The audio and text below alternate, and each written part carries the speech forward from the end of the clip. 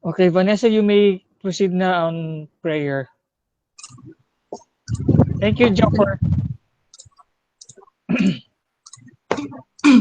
The name of the Father, the Son, the Holy Spirit. Amen. Dear Lord, teach me the things that are important, to be generous with your gifts, compassionate to those who have less, just in the face of unfair circumstances, true when the world's values contradict my own, gracious when things don't go my way, and magnanimous when they do. May nothing else matter except faith in your goodness, my neighbors and mine. Hope that things can get better, and charity that always sets things right. May your special love for the poor, the mark of my uniquely Vincentian education, be the work I excel in, the standard I constantly refer to, and my courage when I meet you someday. O Mary conceived without sin, pray for us who have recourse to thee. Saint Vincent de Paul, pray for us. Okay, thank you, Vanessa. Okay, Gail, I'll start na. So, your exam, I already preparing your exam. So, prelims exam will cover, syempre, yung prehistoric time from yung caves up to you today. Yung topic today is about Spanish colonization na. But not all Spanish, medyo madami yun eh.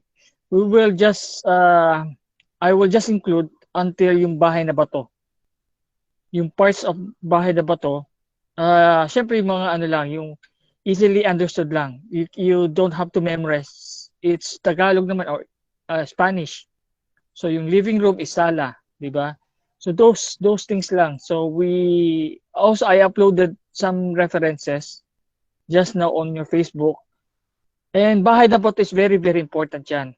It's one of the best Filipino architectures that we can be proud of.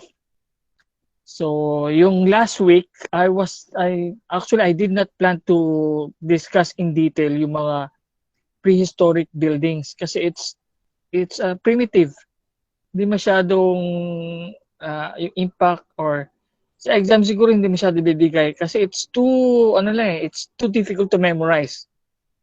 Siguro in tropical design you can apply yung concept but yung memorization of the parts kaya hindi ko dinidiscuss ha. Pasensya na. But I'll give importance to important buildings lang. I will focus on important buildings lang. Sobrang dami guys ang HOA 4. Okay, I'll start now presenting. So reminder guys, Friday meron tayong meeting ha. We have a meeting review. Yung previous, di ba, yung previous student ko before, alam niyo na style ko, di ba? I'll show you so many graphics. We will practice the exam. And no need to cheat na. Ang style of question ko is basically understanding. I don't like to yung memorization. I just want to get your understanding sa history of architecture. Okay, presentation straight.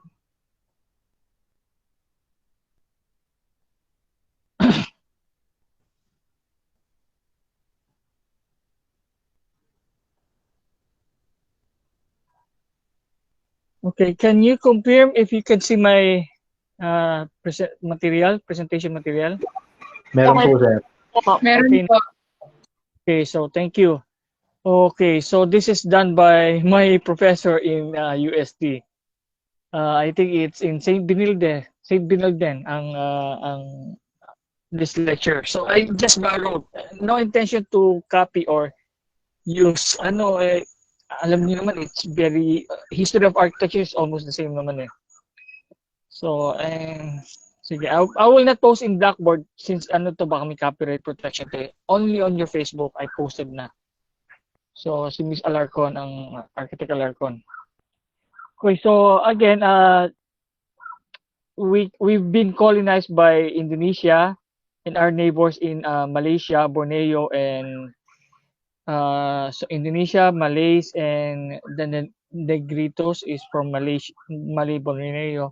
Then after that one, Spain become very powerful. It's very far from Philippines, but they circumnavigate the globe using their powerful ship, naval force. So Magellan was circumnavigating the globe and he discovered the Philippines. I think he landed in Cebu or Bohol. I think Cebu, yes. And since then, ang intention guys, is the main intention of Spain. Siyempre, he has been very powerful nation. So uh, the purpose of colonizing Philippines is mainly for trade, especially for the this one herbs and spices and other items pa yung mga natural resources natin. So and also I think the plan of Spain is to also spread Catholic religion in China. I think this is one of the reasons also why Spain colonized Philippines. But also it's mainly mercantile, especially with Mexico. You will notice, mamaya, I'll show you why Mexico is more influential than Spain. Okay, so economics may not be have been the main reason for keeping the colony. So it's not only a trade, mercantile. It's basically the target is also China, but hindi naging successful. So again, this is China, very far from Philippines, ano. So Magellan, he was able to go to Philippines via where? What happened? Hold on, nag-change yung ano. Okay, this one. So from Spain, imagine guys, ang dami niya inikot from Spain, umikot siya ng Africa, then South America, then to Philippines, no. And he was able to conquer many countries around the world. So why Spain kept Philippines in the first place? As historian, yung religious, yung Catholicism is the main purpose, the spread of Catholic religion in our land, which up to now we are the biggest Catholic nation in Asia. So some asserted that Spain also hoping to spread Christianity in China. Yun nga, another purpose is main target is actually China.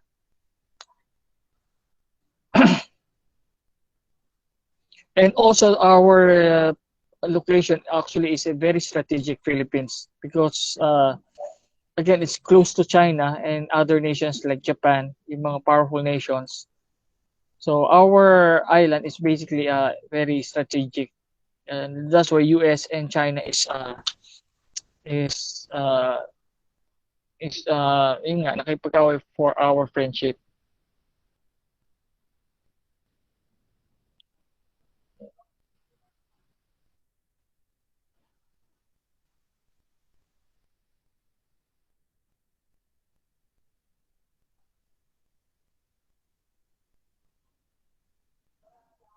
Okay. So this is part of the prehistoric time, prehistoric architecture. No, I will not discuss this anymore.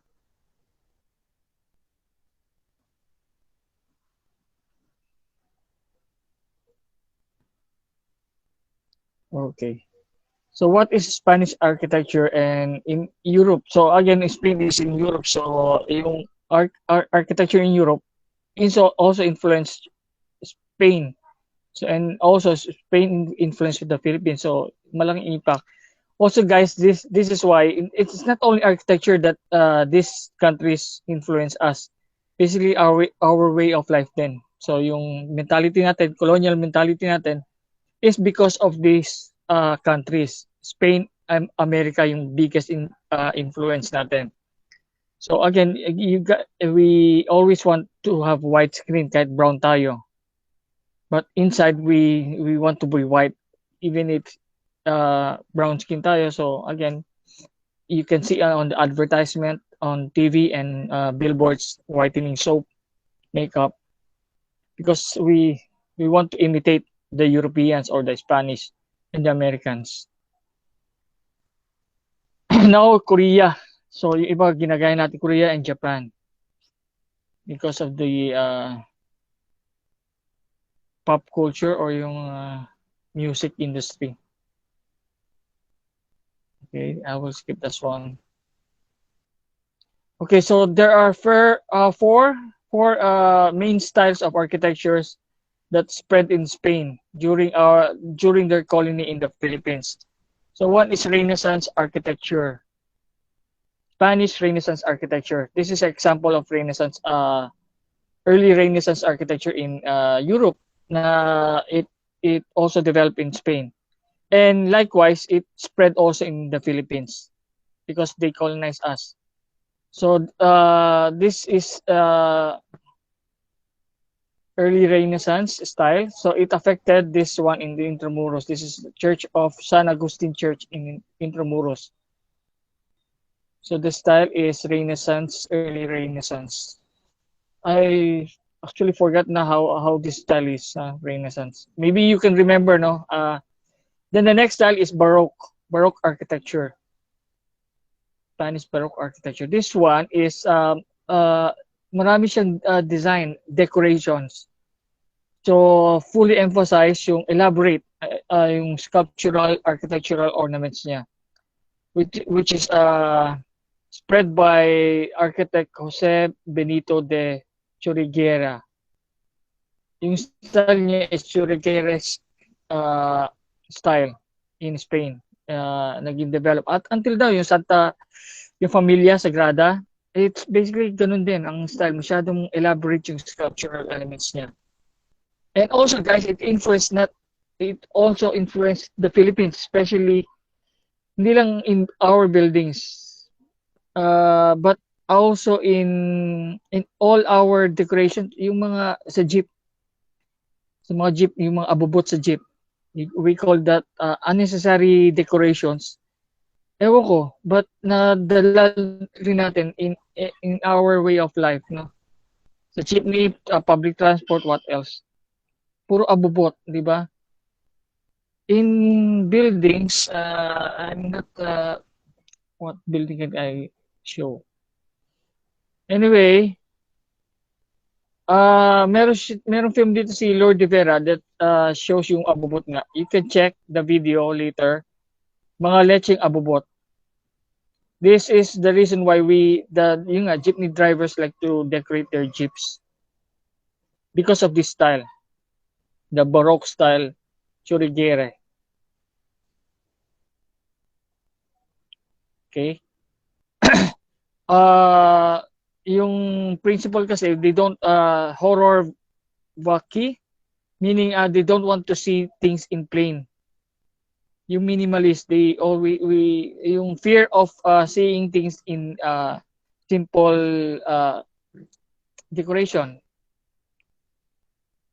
Ayan, fear of blank spaces. This is the direct definition.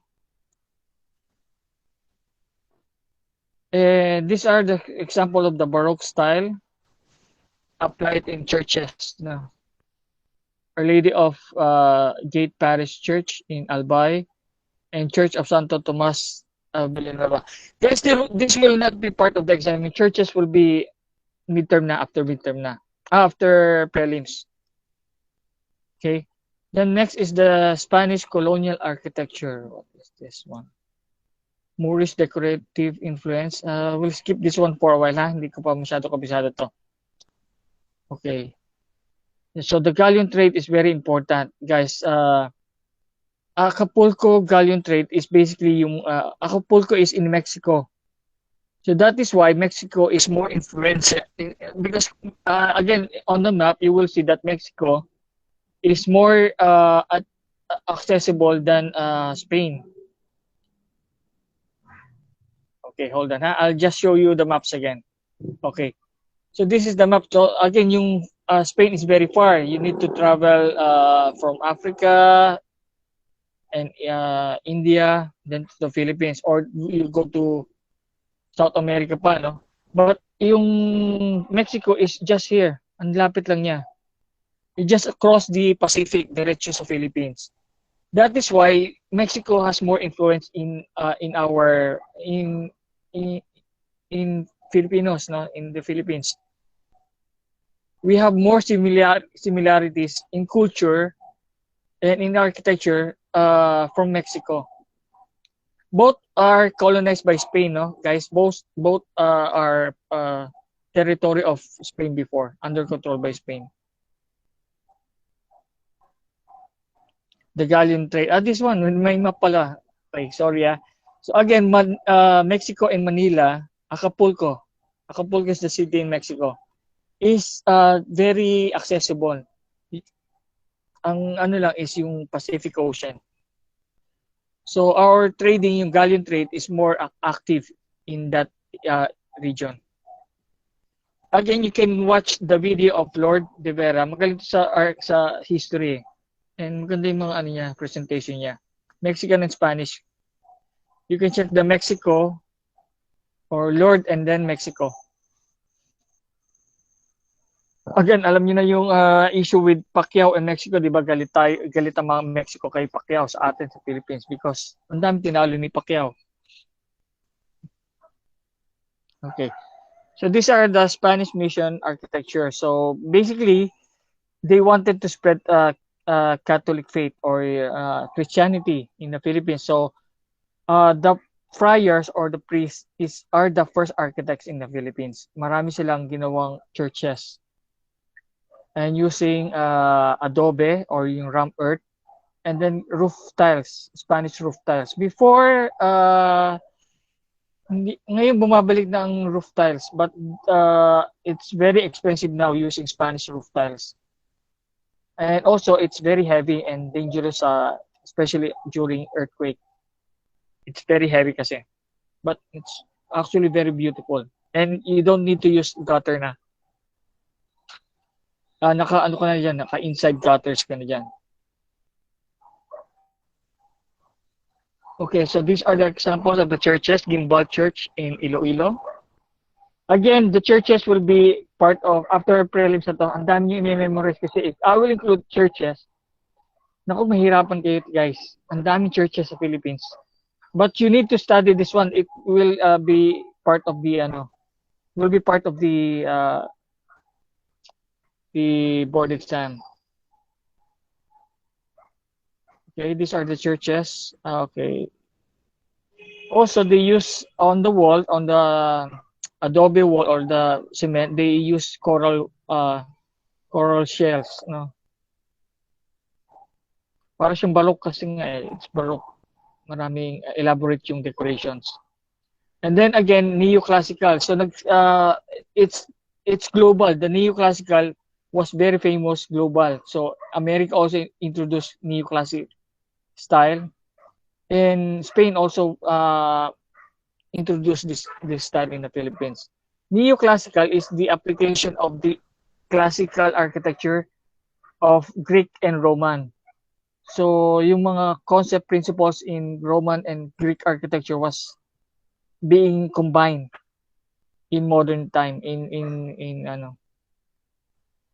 So best example for the churches is this one. You have pediments, you have columns from the Greek and Roman. This is the Al from in Batangas, Al Basilica. Sayang wala kayong ano na. And then this is by Juan Nakpil, which is very near City Hall of Manila. This is a very perfect example of neoclassical. Again, yung columns is from Roman or Greek combined, Ionic column, using the classical elements of the Greeks and Romans and combine them. It shows formality kasi and power. You have tall columns showing superiority. No? And again, may order siya. So this is Corinthian, meaning you have higher, I think this is a National Museum, higher purpose. Okay, this is also tourism, Department of Tourism. Okay, Maestro de Obras. Okay, I will discuss this later on in schools that Spain introduced. Master de Obras. These are the first Filipino architects that after the friars practice yung priests, these were the first architects in the Philippines. Sila Nakpil. But prior to that, yung priest nga was the first architect in the Philippines because of the churches they built. This is in Intramuros also. It's Manila Cathedral and in Quiapo. And some was renovated by Filipino architects na, who designed, planned, constructed churches before Maestro de Obras. Maestro de Obras are first architects, become the norm in the Philippines. Okay, so it was the priest or the Spanish friars, praile, or we call it praile during Rizal. Okay, Padre Damaso.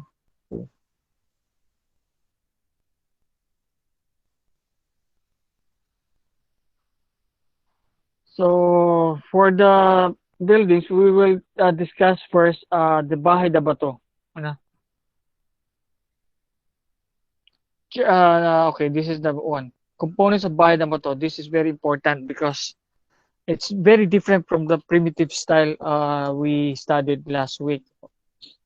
And since the Spanish introduced more modern tools and skills, technology in the Philippines, of course, the umuulan, I mean the roof deck, it's raining. Hold on guys Nandiyan pa kayo?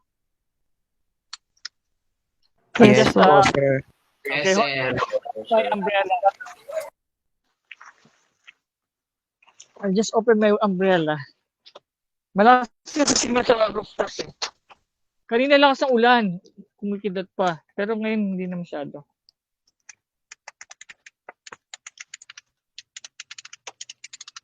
Anyway guys, yung review natin will be next week. Yung mga ano na yung mga sample ng questions ko.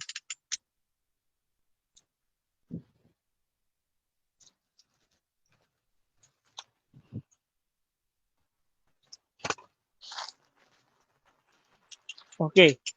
So we will first study yung Bahay na Bato in comparison with yung Bahay Kubo. We will compare both, no? Makikita niyo yung difference, it's very big. In terms of price, saka yung design. Then after Bahay na Bato and yung Nipa Hut, yung Bahay Kubo, we will go to churches after prelims ito. This will be prelims na. Okay.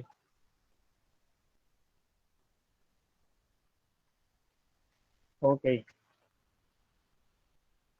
Marami inintroduce ang ang Spanish, especially yung nga Bahay na Bato for residential, and yung fort, meaning yung military fortress nila, yung Fort Bonifacio, Fort Santiago, those ng Intramuros, against yung mga pirates or invaders sa Philippines.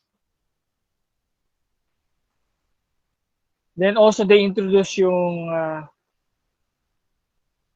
this one. We start with this one.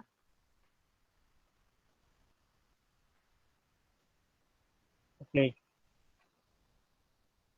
I also uploaded this one already in your Facebook. You may open na lang. For future reference kapag nag-board exam kayo. So I'll skip this one But this will be part of the exam. This one, yung details, I will not include this in the exam guys. Masyado tong technical, ang daming masyadong hindi na masyadong important. No? You will not design this one in your practice. So it's useless naman to use.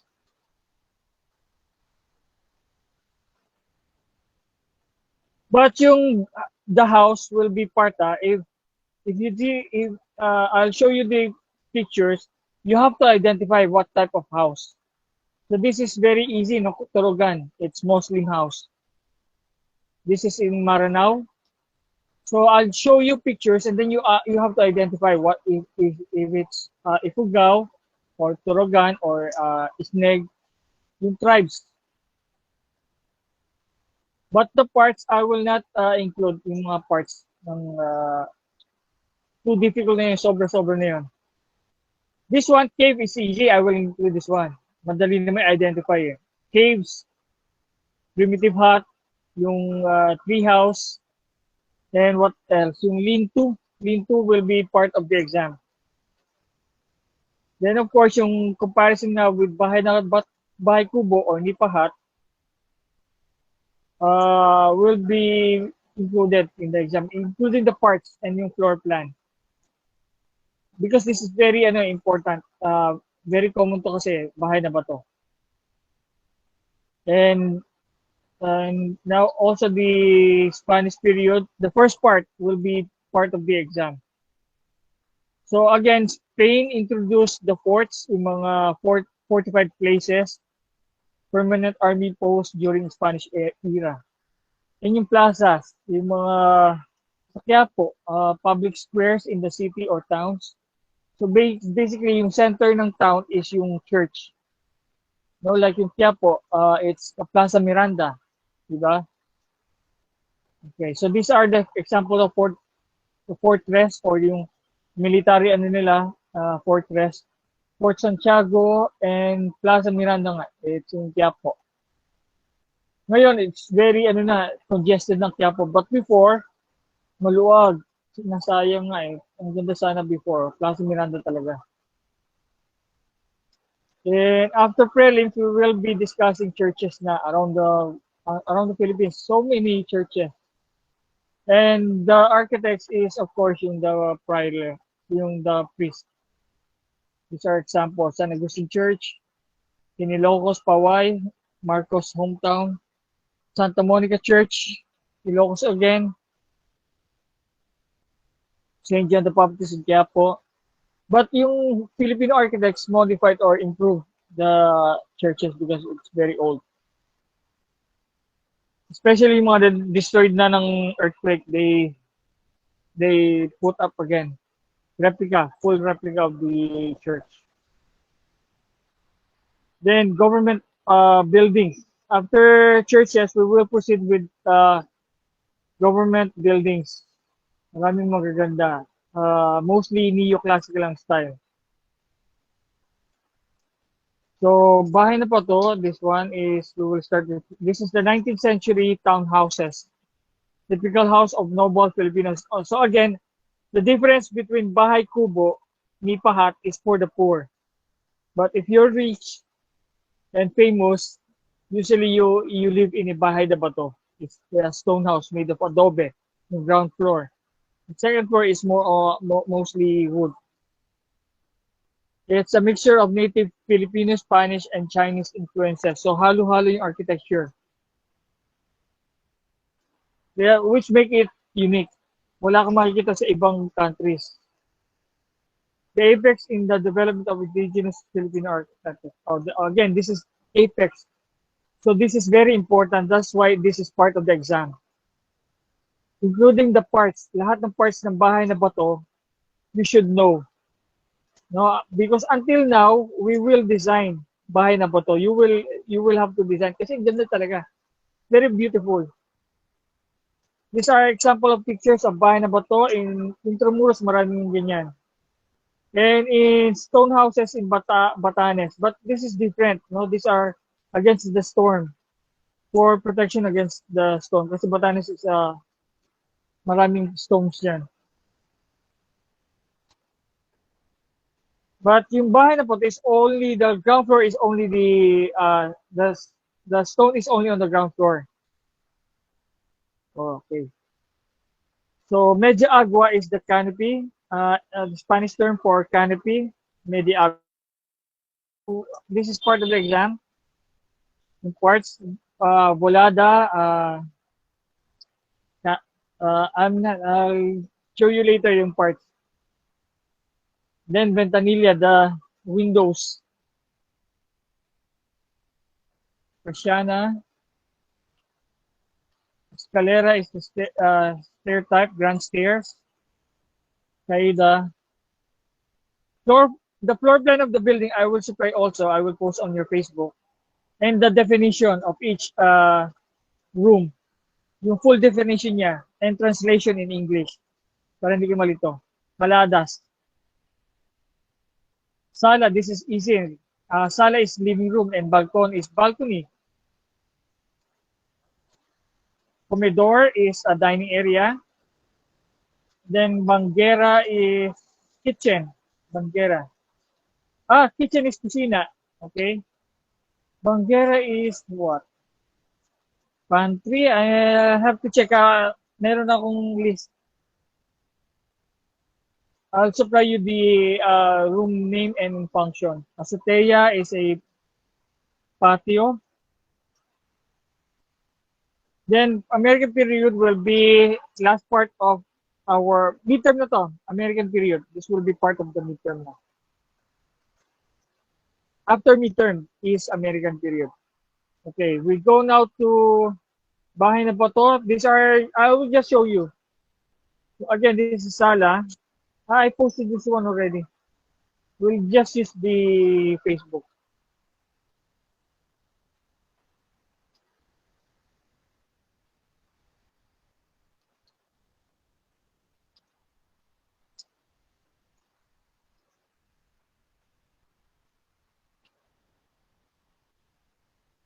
Ang bagal. It's slow ah. Oh, ah. Okay, so this one. Maganda to eh. It's reliving. Magagandang mga pinupost ito about architecture house. So your client, you might encounter a client that will ask you to design a bahay na bato.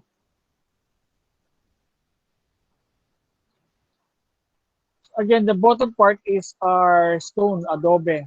And the upper part, second floor, are wood. These are the parts, ano?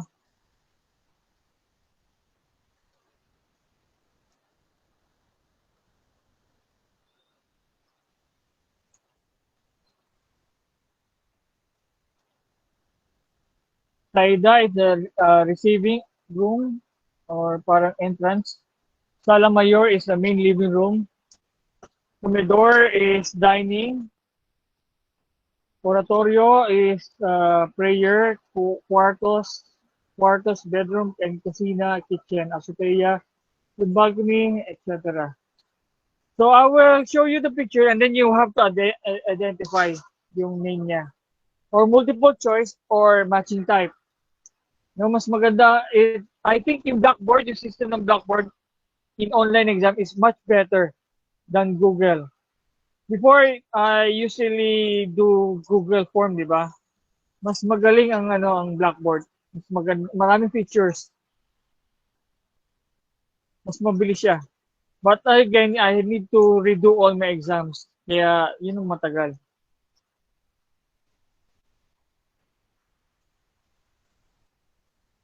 Estroselios. Guys, please, you have to memorize this one. Ito lang hiningi ko sa bahay na po lang. This is very, very important, yung bahay na po to. You have to memorize these terms. Despacho. Yung ibang terms is very popular. Banyo is toilet. So those are popular. No, sala. You know already. Saguan.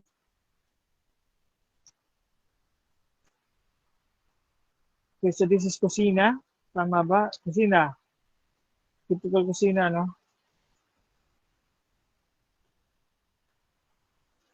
And this is a bedroom which is in Calabasa dito. Albihe or a western cistern located in Australia.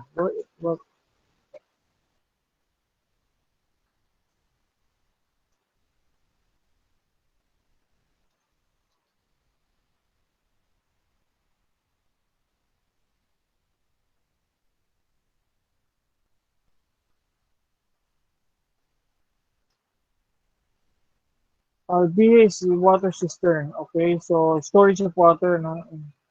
Albihe. Almario is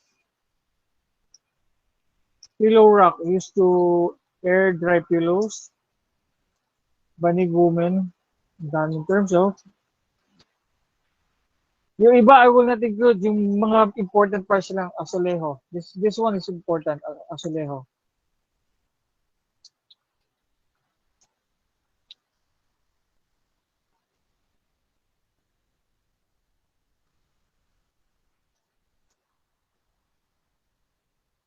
These are pattern hand-painted tiles from Spain, azulejo. Parang ceramic. Banguera are slated wooden dish rack. Bandiera, this one.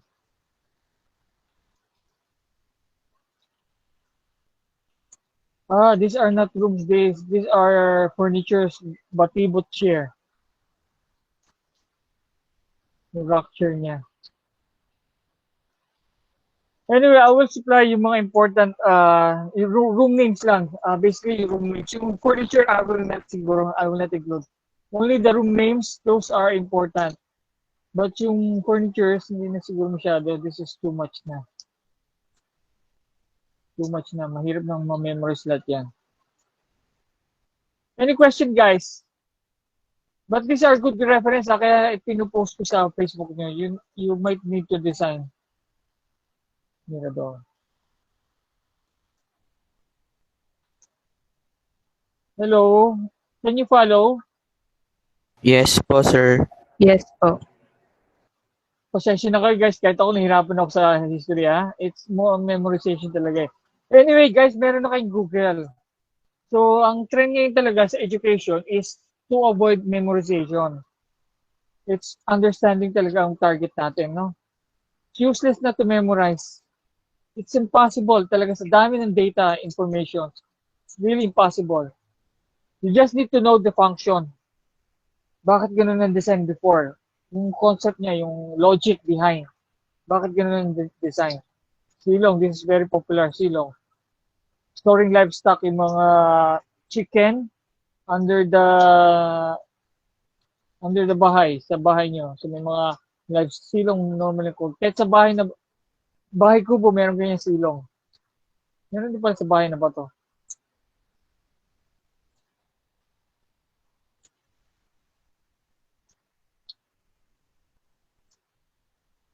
Okay.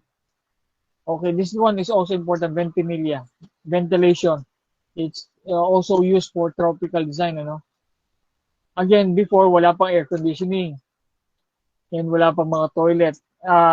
Water closet was introduced by Americans, ano? So, you need to understand those, yung mga banyo nila, yung mga kubeto system nila. I will show you the floor plan. Hindi ko pa ma-upload ko mamaya. Ventanilla.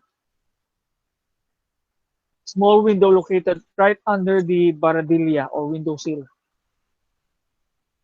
Oh, again, this is important, baradilla. Those especially may impact sa facade. You can see on the facade, those are very, very important. Sigurado lalabas siya sa board exam. Volada is what? Meaning to fly. This is referred to cantilevered walkway. Okay, parang balcony.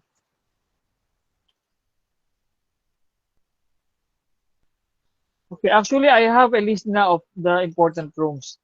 Because I'm doing your exam, I have a listing now of all the items that I want to include.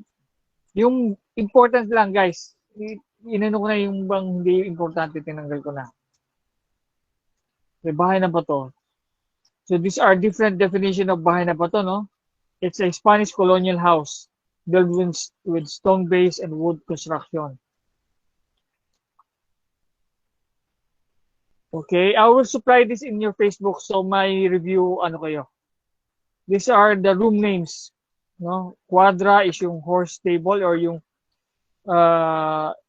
where your kasi it's like a garage but ano lang mga kabayo. And bodega storage for furnitures and old items.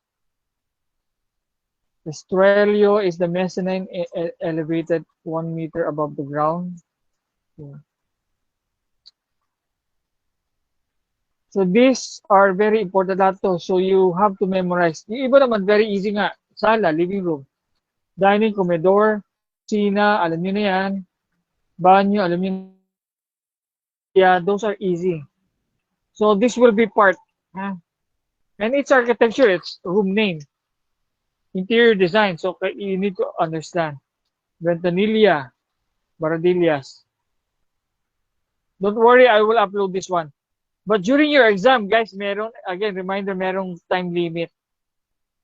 Kasi ang mangyari niyan is you just open notes na lang.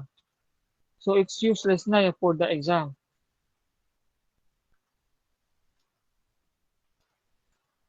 May image naman doon to show you and may explanation.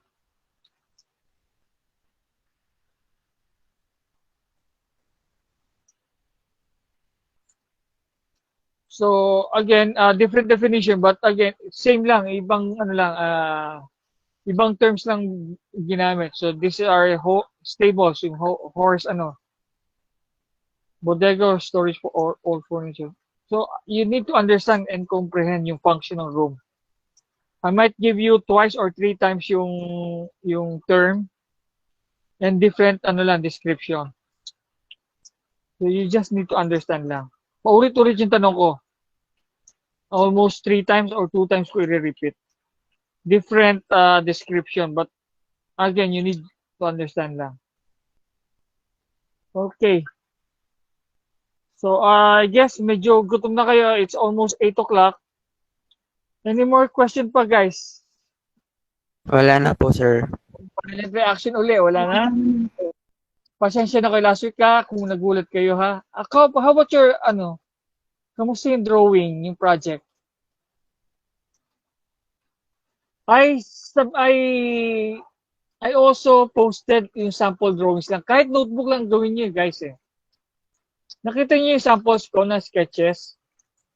You just need to submit. Yes. 5 items lang, guys, ang request ko. So, pwede niyo damihan kung kaya niyo pa. Siyempre, the more you draw, and yung maganda naman yung pagkakadraw, the more points. Effort ang binibilang ko dyan. No, I'm grading yung artistic nyo. Parang Viscom 2 tayo. Monochromatic. Okay po. Okay, so I hope you can pass that one. Kasi ano lang yan is parang in case na bumaksak kayo sa exam, you still have may chance pa kayo for the project. Kasi medyo yung iba mahina sa memorization. And guys, kung may mali, I have 2 set of exam. So try to attend on that date mismo. Exam will be on Wednesday next week. No, as per schedule, 7 to 8 o'clock ang exam. Siguro magbibigay ako slight allowance, 8:30. No, or kasi you have one more class di ba? DT class. So I'll give allowance siguro. But yung malilate sa exam, I will give him a separate exam. No, kasi ang mangyayari is screenshot nyo lang. Then isi-share do sa late or do sa absent. So I have many questions na in Blackboard. I will give him the second set or third set. No? So mas mahirapan kayo kasi you're alone. Okay, and wala siyang try it's one try lang, exam. This is exam, formal exam. Unlike nung page, you can still 3 tries, you can submit 3 times. Yung mga projects assignments, you can submit 3 times. But for exam, just 1 time lang. Okay, so we can stop the recording and hopefully I'll see you Friday review. Ha? So makikita nyo na yung exam doon. Lahat, maraming items yun eh. So, practice tayo by Friday. Okay, guys? Makikita nyo doon, parang hindi lang kabahan. Okay po. Or magulat. Okay po, sir. Ha? Okay po, sir. Parang hindi kayo magulat and confident kayo sa exam, ha? Okay, and thank you guys, ha? Okay, aral kayo mabuti, ha? Take care. Sige po, sir. Kindly, Thank you po, Joffer, Okay po, sir. Thank Joffer, you po. post sa Facebook. Sir, Post sa Facebook, ha? sir, yung file po nito hindi po sa akin masisave. Nasa file po ni Yung nauna. Kung sino yung nauna. Lance, Yes, siya na yung Lance nauna. Almaria. Oh, so ask him na lang. Lance, Okay. kindly submit na lang ha. Post on Facebook ha. Yung ano Thank po, you, sir? Kasi ikaw yung nauna sa meeting. So ikaw yung nasa yung Google, pupunta yung Kindly Google. check your email po. Oo, ha? Okay, thank you, Joffer. Bye-bye, guys. And take Thank you, care. sir. Thank you, sir. Thank you, sir. Thank you, sir. Thank you po, sir. Thank you, sir. Thank you.